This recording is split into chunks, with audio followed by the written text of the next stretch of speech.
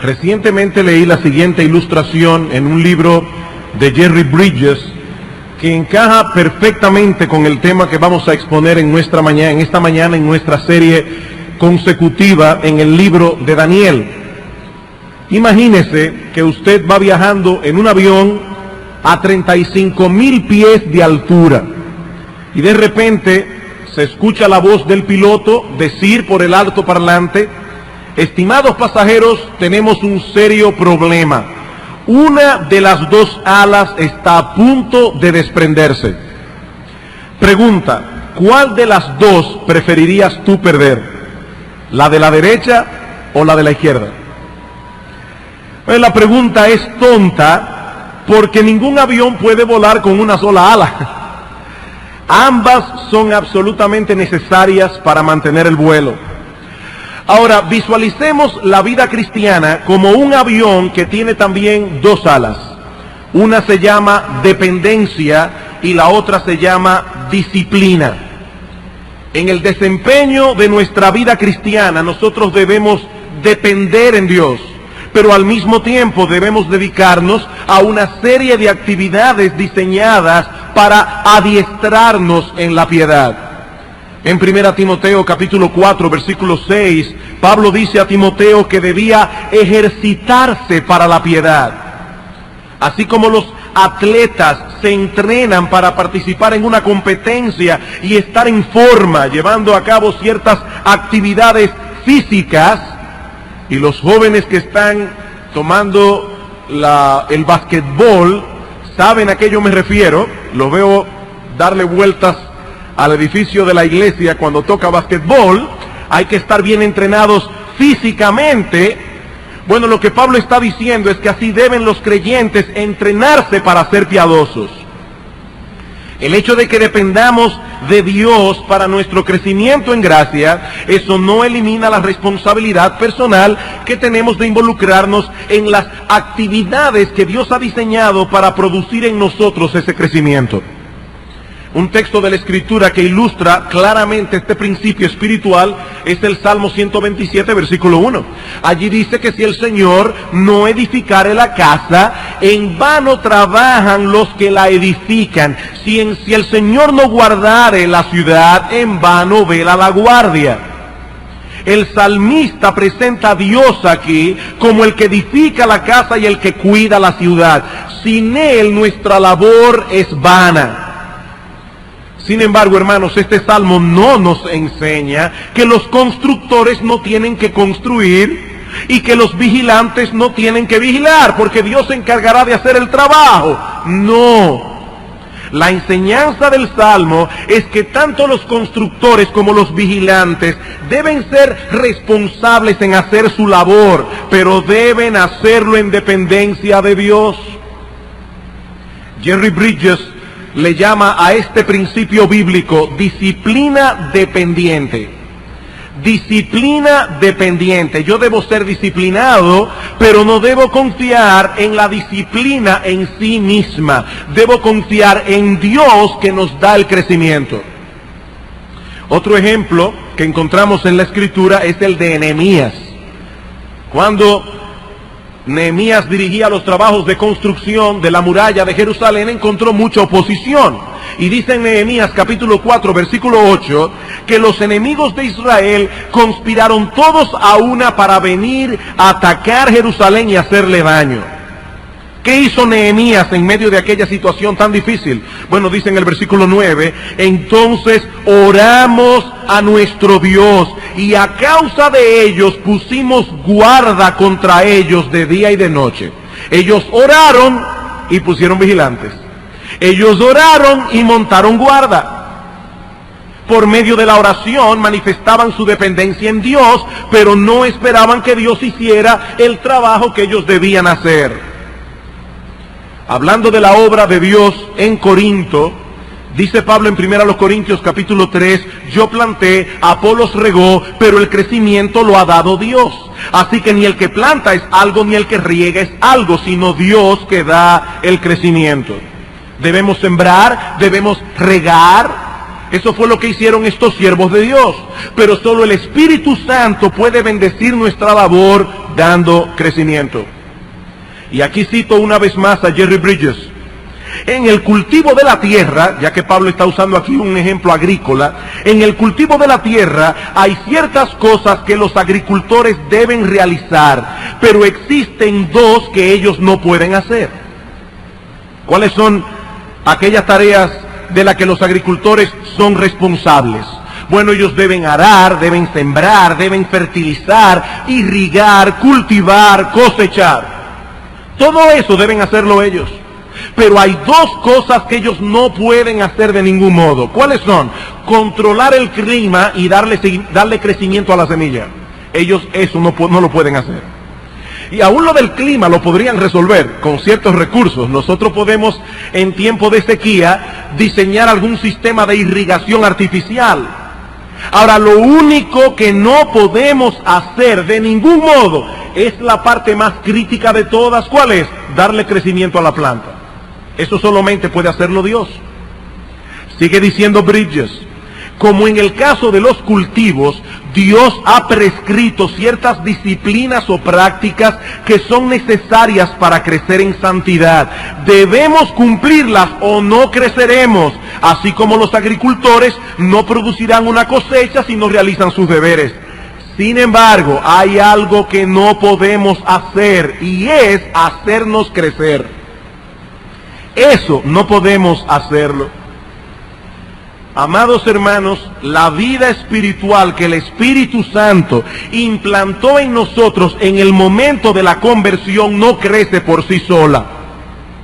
Esa vida espiritual no crece en una forma automática simplemente porque nosotros hagamos ciertos ejercicios espirituales. No, el crecimiento lo da Dios a través de esas disciplinas. Por eso hablamos de una disciplina dependiente. Debemos ser responsables, pero debemos depender en todo de Dios, o de lo contrario no ocurrirá nada en nuestras vidas. Separados de mí, dice el Señor, nada podéis hacer. Así como una rama no puede fructificar separada del árbol, así tampoco pueden los cristianos fructificar por sí mismos. Es por esto que la oración juega un papel tan importante en la vida del creyente, porque la oración, como alguien ha dicho, es la expresión tangible de nuestra dependencia en Dios. Una vida pobre de oración revela una de dos cosas: o estamos persiguiendo la santidad en nuestras propias fuerzas, o ni siquiera estamos persiguiendo la santidad. O estamos tratando de ser santos por nosotros mismos, o ni siquiera estamos tratando de ser santos. Y es aquí precisamente donde conectamos con nuestro estudio en el libro de Daniel. La semana pasada consideramos la fidelidad de Daniel, enfocando la declaración de los versículos 4 y 5 que encontramos en el capítulo 6. Y una de las cosas que veíamos en nuestra exposición es que la fidelidad de Daniel descansaba en la gracia de Dios. Daniel no llegó a ser el hombre que fue amparado en sus propias fuerzas. Daniel conocía en la práctica este principio de disciplina dependiente. Era un hombre disciplinado, pero no descansaba en su disciplina, sino en el poder de Dios. Y yo quiero que leamos una vez más los primeros versículos del capítulo 6 de Daniel, solo que esta vez vamos a llegar hasta el versículo 11. Alguien me preguntó esta semana, pastor, ¿y cuándo es que vamos a echar a Daniel en el foso de los leones? Bueno, todavía no, todavía no. Vamos a dejar eso quizás para el domingo próximo. Ahora yo me quiero concentrar en los versículos 10 y 11, pero vamos a leer capítulo 6, versículos 1 al 11. Pareció bien a Darío constituir sobre el reino 120 sátrapas que gobernasen sobre todo el reino, y sobre ellos 3 gobernadores, de los cuales Daniel era uno, a quienes estos sátrapas diesen cuenta para que el reino fuese perjudicado. Pero Daniel mismo era superior a estos sátrapas y gobernadores, porque había en él un espíritu superior, y el rey pensó en ponerlo sobre todo el reino. Entonces los gobernadores y sátrapas buscaban ocasión para acusar a Daniel en lo relacionado al reino, mas no podían hallar ocasión alguna o falta, porque él era fiel, y ningún vicio ni falta fue hallado en él. Entonces dijeron aquellos hombres: no hallaremos contra este Daniel ocasión alguna para acusarle, si no la hallamos contra él en relación con la ley de su Dios. Entonces estos gobernadores y sátrapas se juntaron delante del rey y le dijeron así: Rey Darío, para siempre vive. Todos los gobernadores del reino, magistrados, sátrapas, príncipes y capitanes han acordado por consejo que promulgues un edicto real y lo confirmes, que cualquiera que en el espacio de 30 días demande petición de cualquier dios u hombre fuera de ti, oh rey, sea echado en el foso de los leones. Ahora, oh rey, confirme el edicto y fírmalo, para que no pueda ser revocado conforme a la ley de Media y de Persia, la cual no puede ser abrogada. Firmó pues el rey Darío el edicto y la prohibición. Y aquí el texto que vamos a estudiar hoy. Cuando Daniel supo que el edicto había sido firmado, entró en su casa y, abiertas las ventanas de su cámara que daban hacia Jerusalén, se arrodillaba 3 veces al día y oraba y daba gracias delante de su Dios, como lo solía hacer antes. Entonces se juntaron aquellos hombres y hallaron a Daniel orando y rogando en presencia de su Dios. Como decía hace un momento, en la mañana de hoy quiero centrar mi atención, nuestra atención, en los versículos 10 y 11 y en los detalles incidentales que esos versículos nos brindan sobre la vida de oración de Daniel. Así como debemos mirar a Daniel como un ejemplo de fidelidad, así también debemos mirarle como un ejemplo de oración. De hecho, en cierto modo, ambos aspectos en la vida de Daniel están íntimamente conectados. Daniel llegó a ser el hombre fiel que fue precisamente porque era el hombre de oración que era. La fidelidad y la oración, como veremos en un momento, están estrechamente relacionadas. ¿Qué nos enseña este texto en cuanto a la vida de oración de Daniel? Bueno, hay varios elementos aquí que nos revelan la forma como este hombre dependía de Dios en oración. En primer lugar, Daniel oraba resueltamente. En primer lugar, Daniel oraba resueltamente. Su temor de Dios y su sentido de necesidad le impedían apartarse del lugar de la oración por mucho tiempo, a pesar del peligro que esto significara para él. Dice en el versículo 10 que tan pronto Daniel se entera de que el edicto ha sido firmado, ¿qué hizo él? Se dirigió a su casa, pero no para planificar cómo se defendería del complot, ni para quejarse con amargura por la suerte que estaba corriendo. No. Daniel no llegó a casa ese día y comenzó a pensar: ¿cómo puede ser que el rey Darío haya firmado ese decreto? ¿Acaso no sabía él que esas personas estaban detrás de mí? O lo que era todavía mucho más complejo, Daniel pudo haber pensado: ¿por qué Dios permitió que estas personas se salieran con la suya? ¿Acaso no dice la Escritura que el corazón del rey está en las manos de Jehová y que a todo lo que él quiere lo inclina? ¿Por qué Dios no impidió que Darío firmara el edicto? Muchas quejas amargas se hubieran podido levantar en el corazón de Daniel contra el rey y contra Dios. Pero él fue a su casa a orar. Él fue a su casa a orar. La prudencia carnal le aconsejaba seguir otro curso de acción. Bueno, tal vez es mejor que ore en otro momento. O déjame seguir orando, pero en una forma más discreta. No en la ventana frente a todo el mundo. Yo voy a orar en mi corazón y con los ojos abiertos. Total, el decreto solamente prohíbe la oración por un mes. Yo puedo orar el mes que viene, como yo lo suelo hacer a través de toda mi vida. Es solamente un mes. Yo debo aclarar que no hay nada de malo en orar con los ojos abiertos.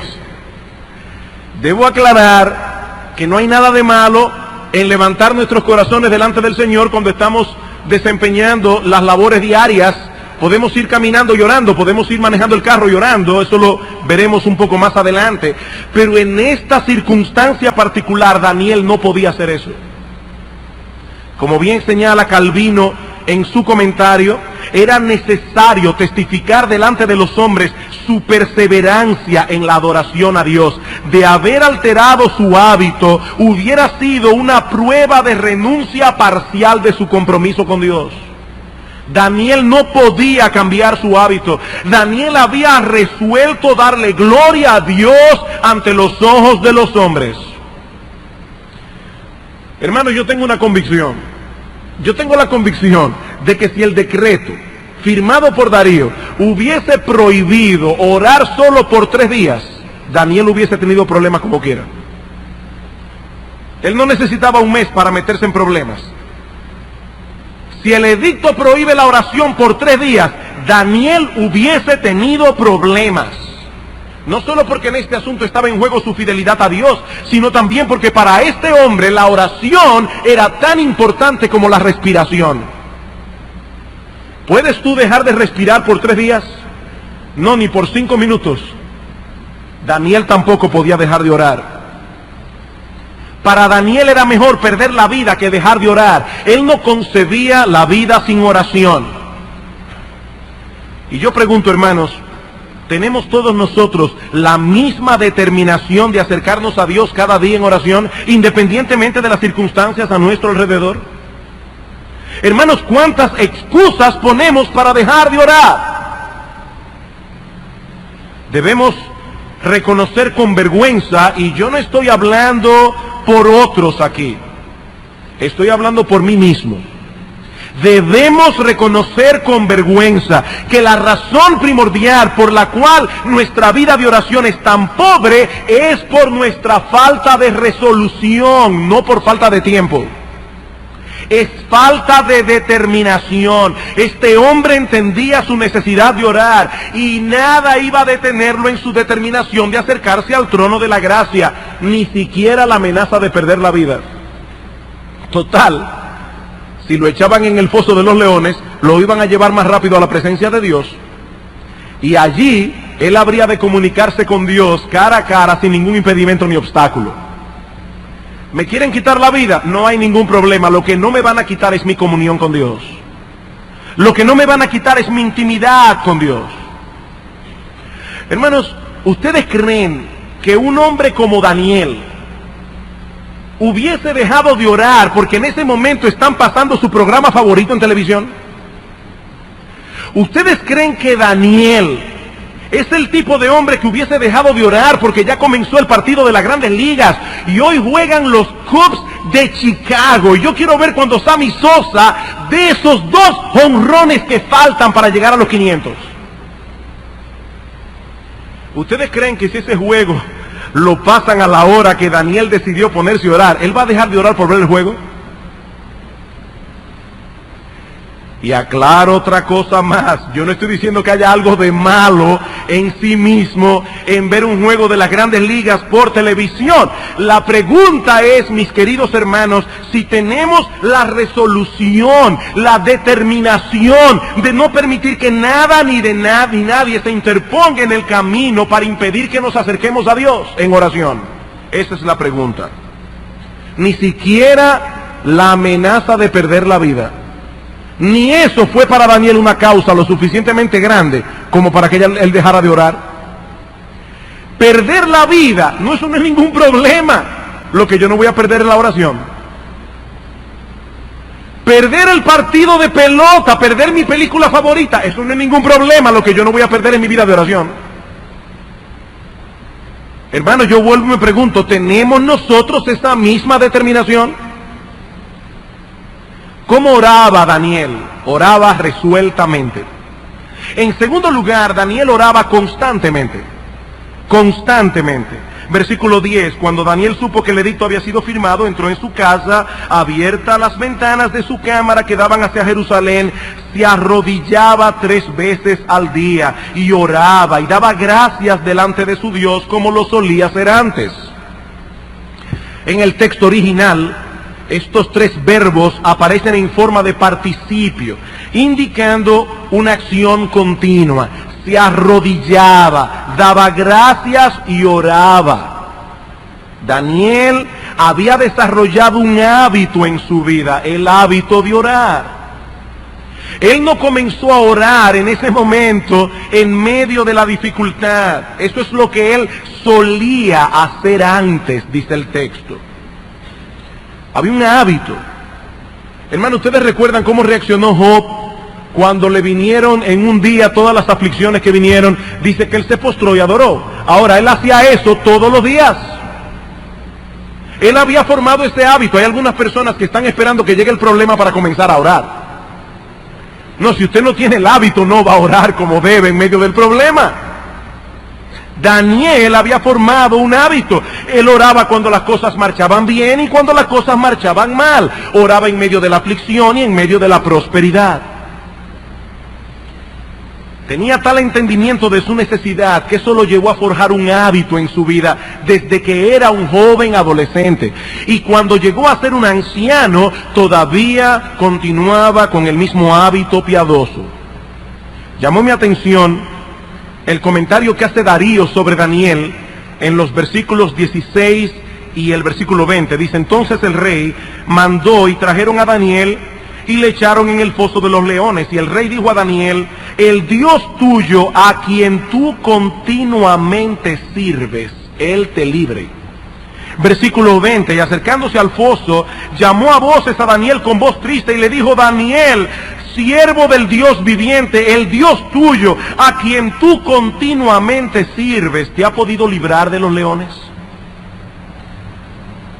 Mi hermano, este es el testimonio que la gente que vive contigo tiene de ti, que tú sirves continuamente a Dios.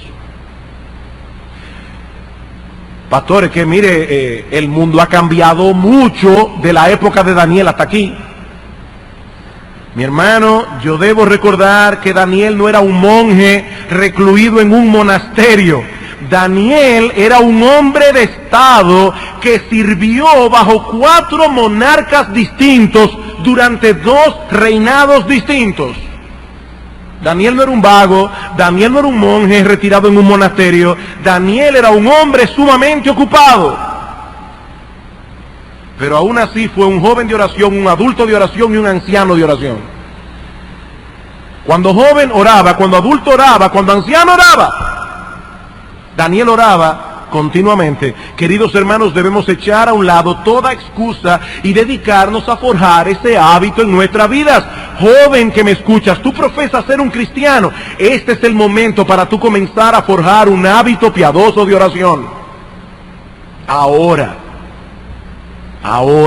hoy, no mañana, no cuando tengas 25 años, es ahora.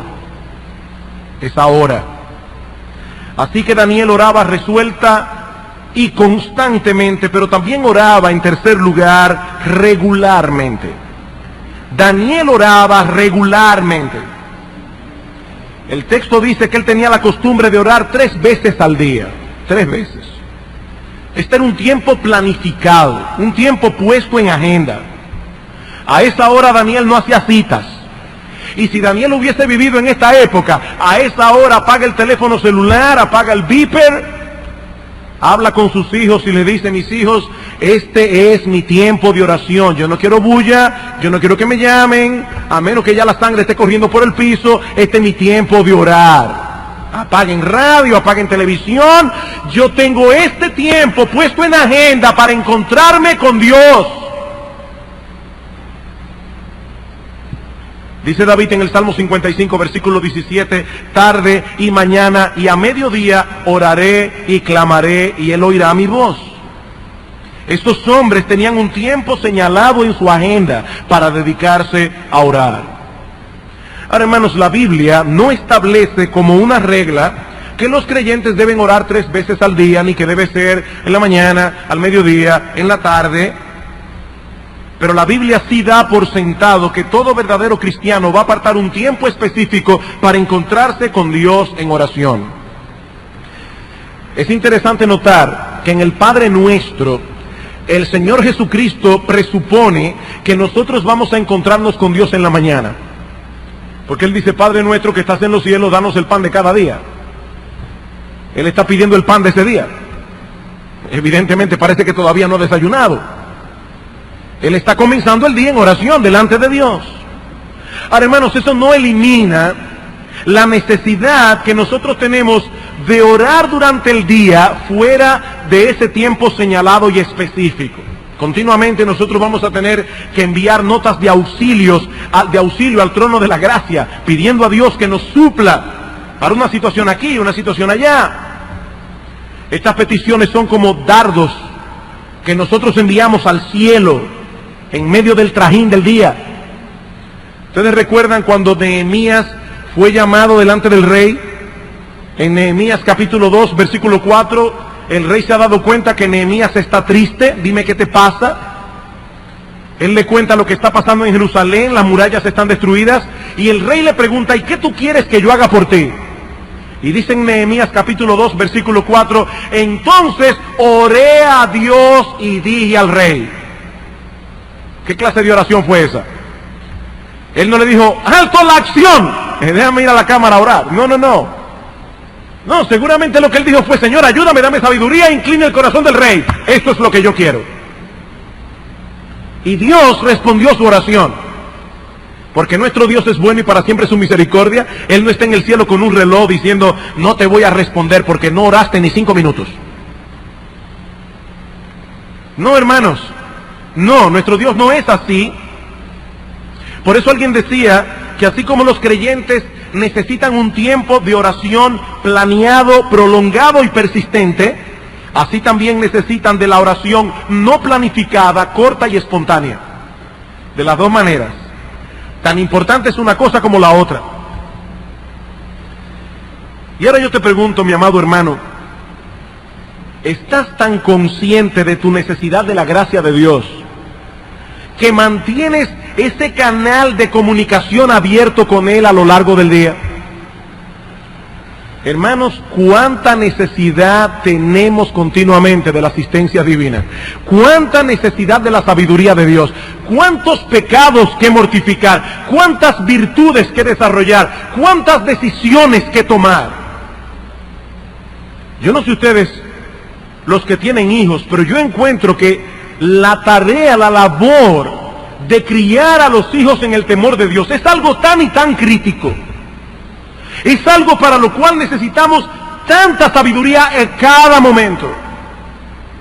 Para nuestro trabajo, ¿cuánta sabiduría necesitamos? Vas a ver a una persona, tú eres vendedor, estás en venta y tienes una cita con alguien. Señor, yo quiero que tú me des gracia para yo poder inclinar el corazón de esta persona y venderle el producto que yo le voy a vender.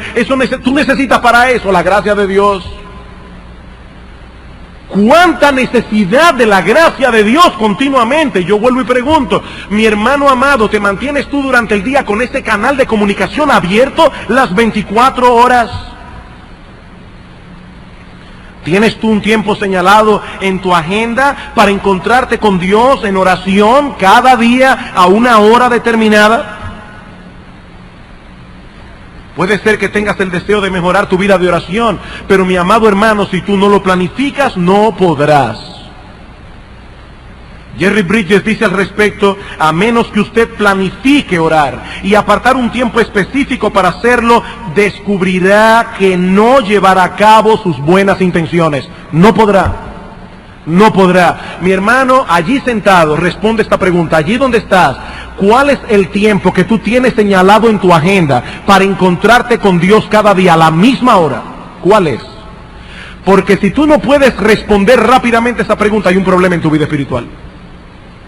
¿Cuál es ese tiempo que tú tienes apartado para encontrarte con Dios cada día a la misma hora?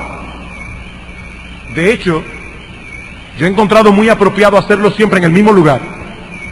En el mismo lugar. Eso no es una regla, eso no es una orden. Es solamente un consejo. Daniel oraba resueltamente, constantemente, regularmente. En cuarto lugar, Daniel oraba confiadamente. Dice el versículo 10, cuando Daniel supo que el edicto había sido firmado, entró en su casa y abiertas las ventanas de su cámara que daban hacia Jerusalén, se arrodillaba 3 veces al día y oraba. ¿Y por qué Daniel hacía esto?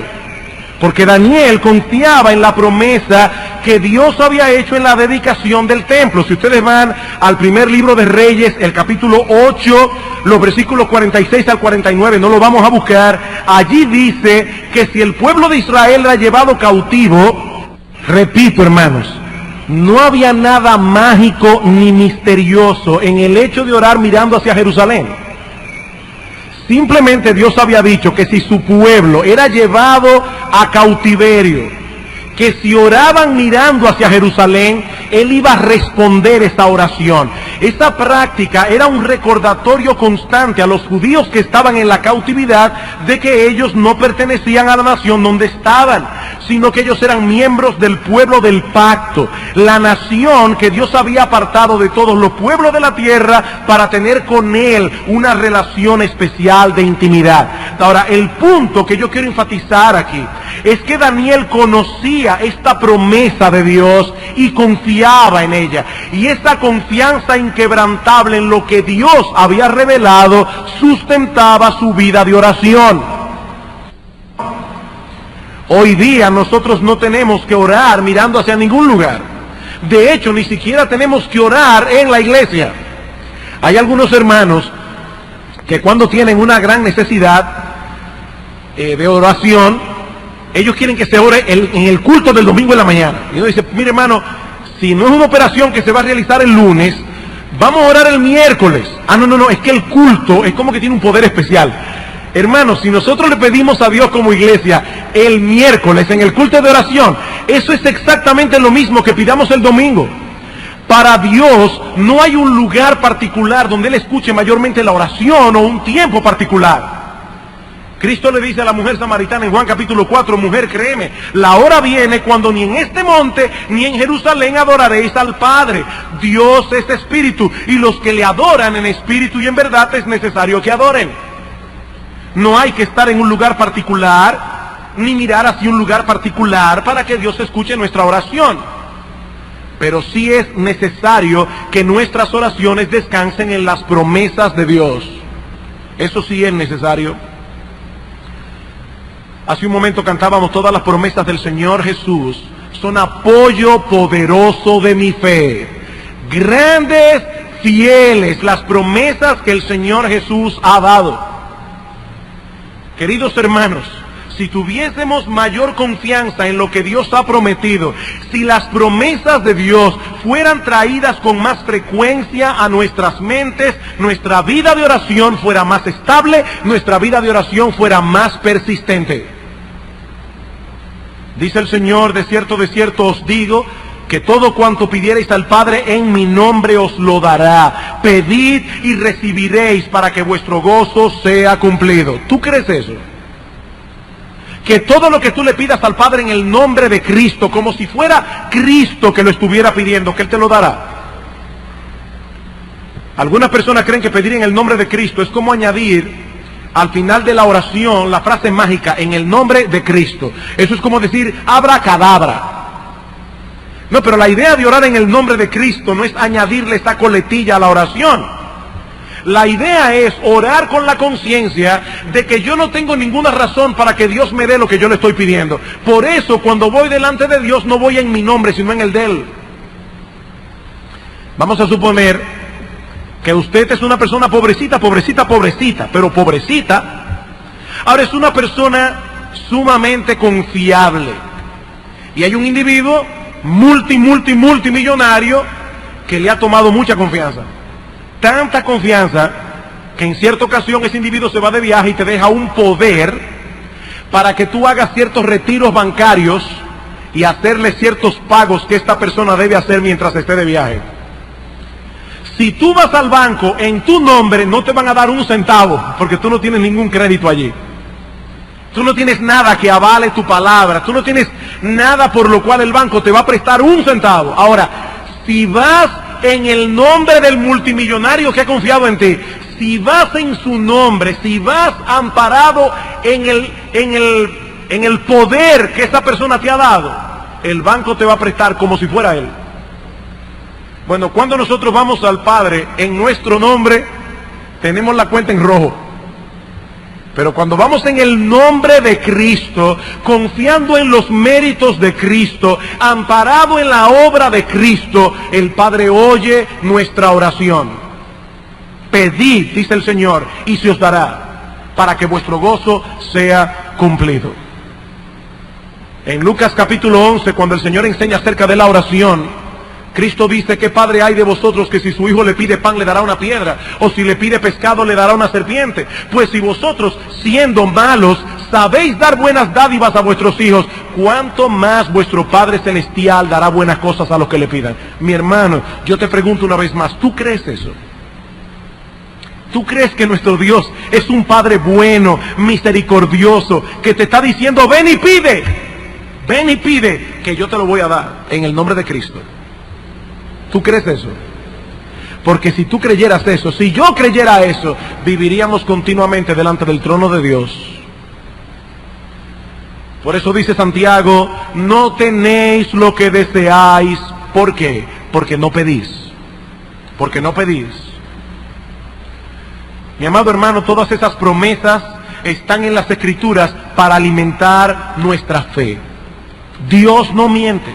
Dios no miente.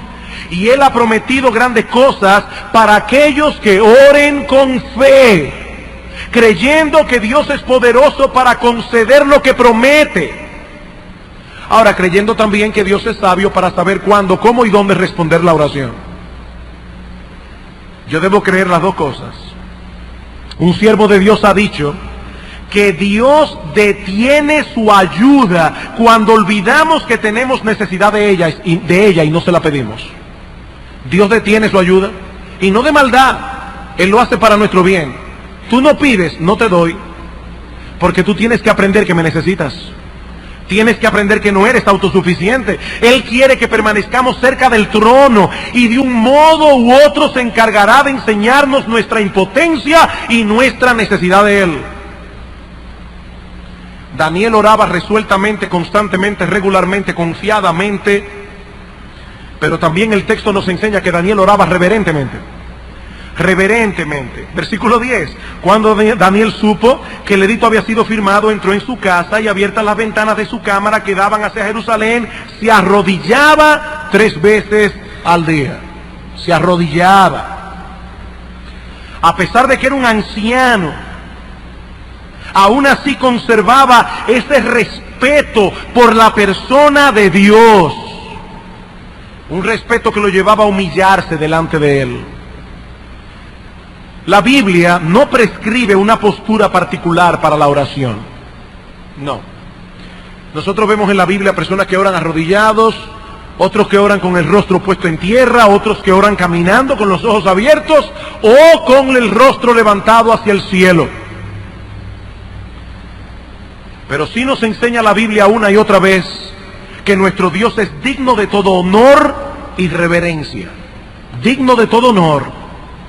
El hecho de que podamos acercarnos a Él con confianza no quiere decir que seamos confianzudos. No. En la oración modelo que Cristo nos dejó, vemos estos dos elementos actuando uno al lado del otro: confianza y reverencia. Padre nuestro, ¿cuánta confianza? Que estás en los cielos. Hay una distancia.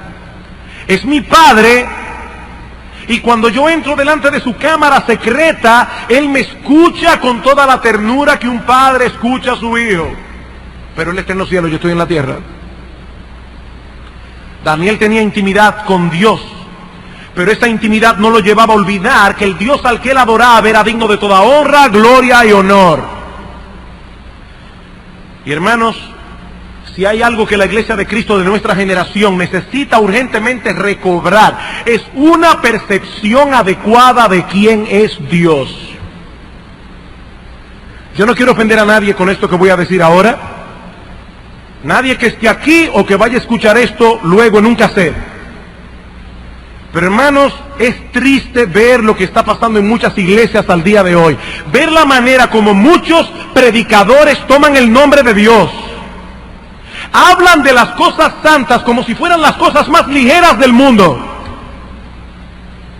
Me da mucha pena cuando yo oigo alguno de esos grupos musicales evangélicos modernos. Yo me pregunto, ¿realmente entenderán quién es Dios? Y vuelvo y repito, yo no estoy criticando aquí a nadie, no quiero hacer una crítica malsana, pero sí necesito como pastor instruir a la iglesia. Hermanos, yo no estoy en contra, y los pastores de esta iglesia no estamos en contra, en usar música contemporánea para alabar a Dios. No, no estamos en contra de eso. Hay música contemporánea que es apropiada para adorar a Dios. El himno no tiene que ser del siglo XVI para que sea santo, no. Pero hay mucha música contemporánea que no tiene la gloria, no manifiesta la gloria, la majestad, la dignidad del Dios al que nosotros adoramos con esa música. Yo no me imagino a la reina de Inglaterra tomando posesión del trono a ritmo de rap.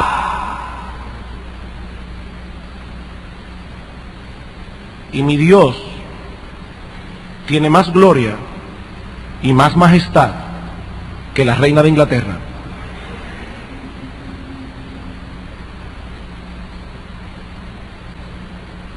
Cuando nosotros decidimos qué clase de música vamos a usar para adorar a Dios,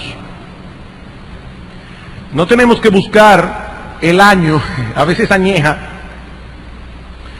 No, lo que tenemos que buscar es que es una música consonante con la gloria, la santidad, la justicia, la majestad de Dios.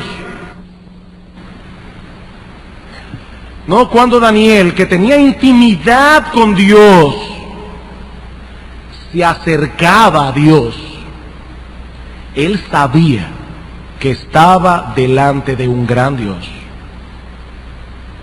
digno de toda honra, de toda gloria, de todo honor, de todo respeto.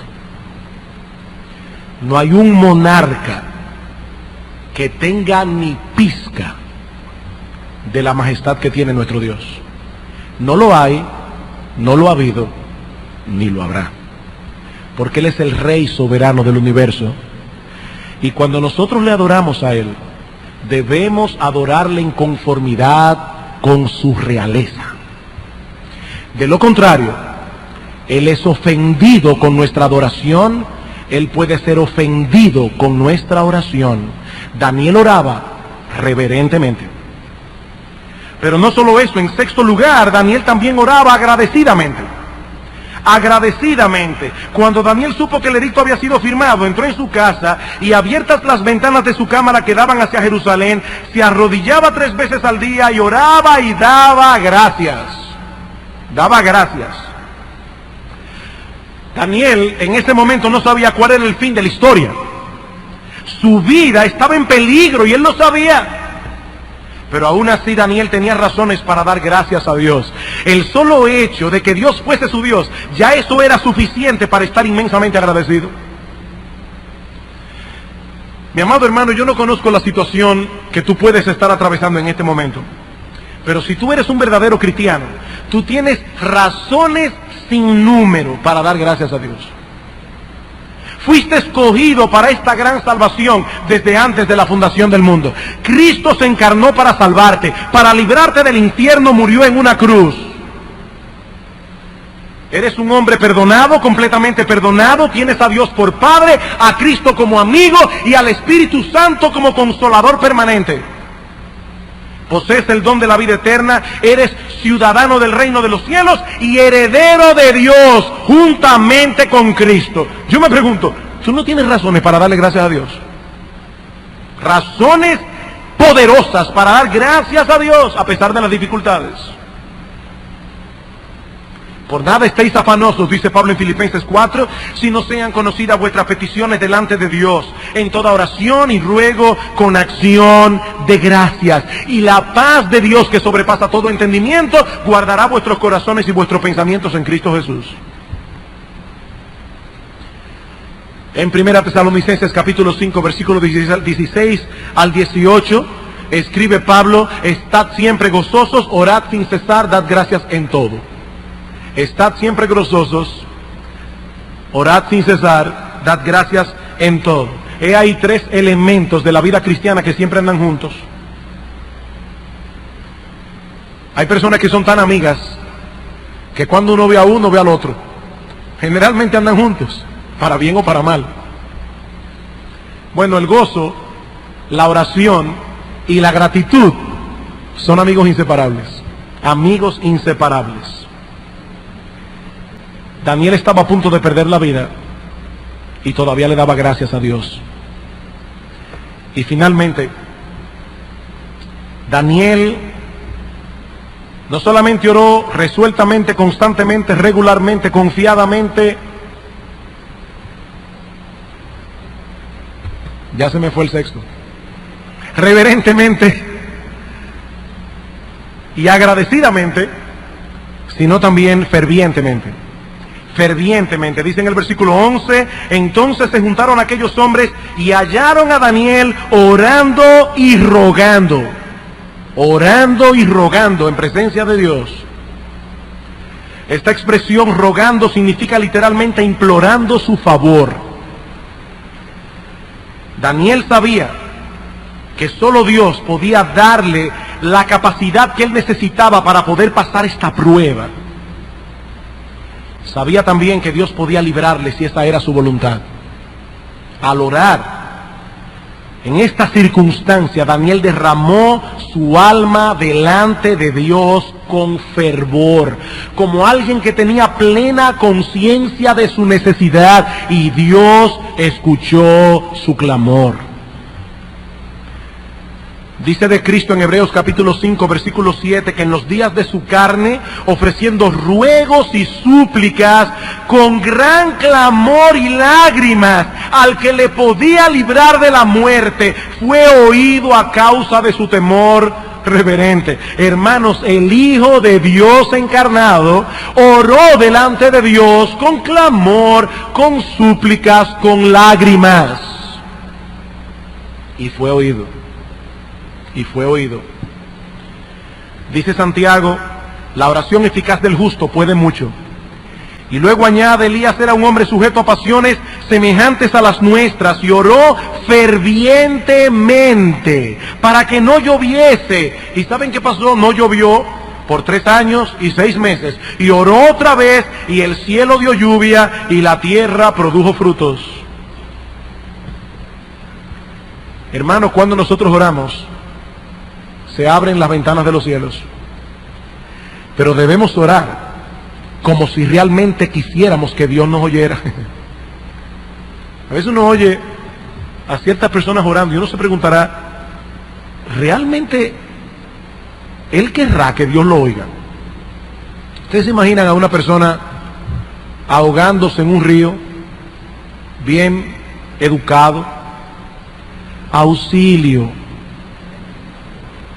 ¿Hay alguna persona por ahí que pueda tenderme una mano? Yo no me lo imagino. Mire, ahí hasta la persona más educada se sale de sitio. Hasta esa persona que usted siempre ve que están en su sitio, mire, le sale un gallo gritando. Daniel oró como si realmente quisiera que Dios lo librara. Daniel oró como si realmente él quisiera aquella gracia de Dios que lo iba a sostener en medio de esa prueba tan grande. Y Dios lo oyó. Dios lo oyó. Hermanos, ha sido mi oración que a través de esta administración en la mañana y del ejemplo de Daniel, Dios nos dé conciencia de nuestra necesidad y de nuestra impotencia. Hermanos, hay muchos pecados que mortificar, particulares, específicos, que tú debes llevar delante del trono de Dios con nombre y apellido. Señor, líbrame de los malos pensamientos. Señor, líbrame del chisme. Señor, líbrame de la lujuria. Líbrame de ver lo que yo no debo ver. Líbrame, Señor, de la codicia. Líbrame de la mundanalidad. Líbrame, Señor. Pecados específicos con nombres y apellidos que debemos poner, hermanos, delante del trono de Dios una y otra vez, una y otra vez, una y otra vez. Hay virtudes cristianas que desarrollar. Señor, yo no me parezco a Cristo en la compasión. Señor, me falta misericordia. Señor, me falta identificarme más y más con los hermanos que están en necesidad. En eso, Padre bueno, no me parezco a Cristo. Ayúdame, oh Dios. Nosotros no podemos hacerlo en nuestras propias fuerzas. Recuerden lo que decíamos al principio. El avión necesita las dos alas para volar. Disciplina, pero también dependencia. Y la oración es la expresión tangible de nuestra dependencia en Dios. Necesitamos la gracia de Dios. Y Él ha prometido derramar esa gracia abundantemente a los que la piden en oración. No tenéis lo que deseáis, porque no pedís. Pedid, y se os dará. Buscad, y hallaréis. Llamad, y se os abrirá. Porque todo el que pide, recibe. Que el Señor nos ayude a desarrollar el hábito piadoso que Daniel desarrolló a lo largo de toda su vida. Entonces, y solo entonces, podremos encaminarnos hacia la fidelidad.